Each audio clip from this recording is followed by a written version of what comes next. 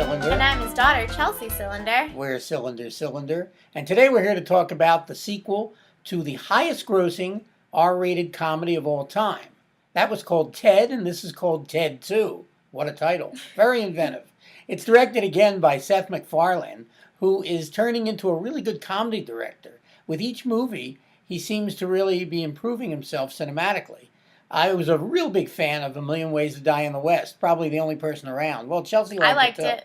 I know, but I'm a real big fan of this movie, and I think history is going to be kind to this movie. You can laugh now, but you'll see. Anyway, Ted 2 is a more likable sequel to the first movie. It has less of a mean spirit than the first picture, and it's very easygoing and amiable. The film stars Mark Wahlberg, who is also the star of the first movie, and Seth MacFarlane, who in addition to being the director is also the voice of Ted, the teddy bear.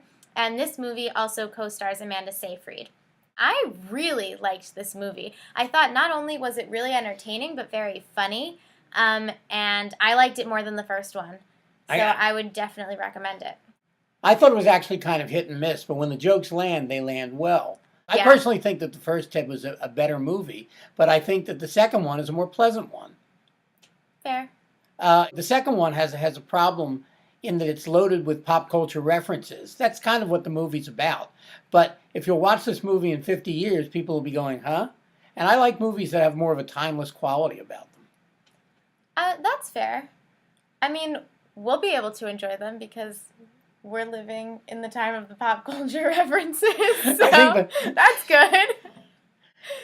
I kind of see what you mean about the hit and miss thing, and I think that was my problem. My biggest problem with Ted, the first movie, is that I didn't find myself to be laughing out loud a lot, and I was laughing out loud more with this movie, which is why I thought it was more enjoyable. But I do know what you mean about how there were some sections that could have been funnier, particularly, so the movie has a fantastic set of opening titles. Fantastic. The best. But before the titles, there's a scene which is just not funny, and we were saying to each other that, this doesn't bode well for the rest of the movie, but it picks up after the amazing set of titles. The amazing set of titles has choreography by a Broadway choreographer, Rob Ashford. I won't say much more than that, but it's fantastic. It's worth the whole movie to see the front titles. I think it would be great if Seth MacFarlane would make a movie musical. He's very into music, and I think he would just be the right person for a really good movie musical. I agree, and I think there's proof of that in the titles. There certainly is. And as a sideline, he performs great American songbook music. So,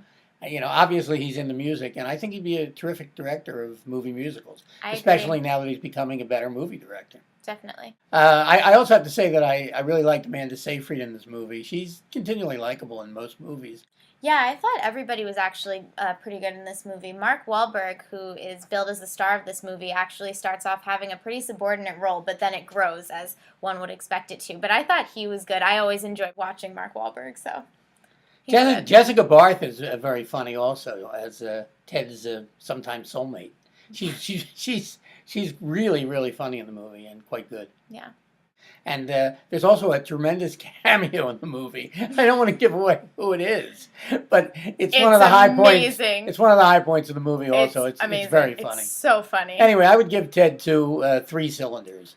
Ooh, I think I would give it 3 cylinders as well. Okay, so Ted 2. Go see it. It's funny. This is Alan Cylinder and Chelsea Cylinder saying, "See you at the movies." Bye.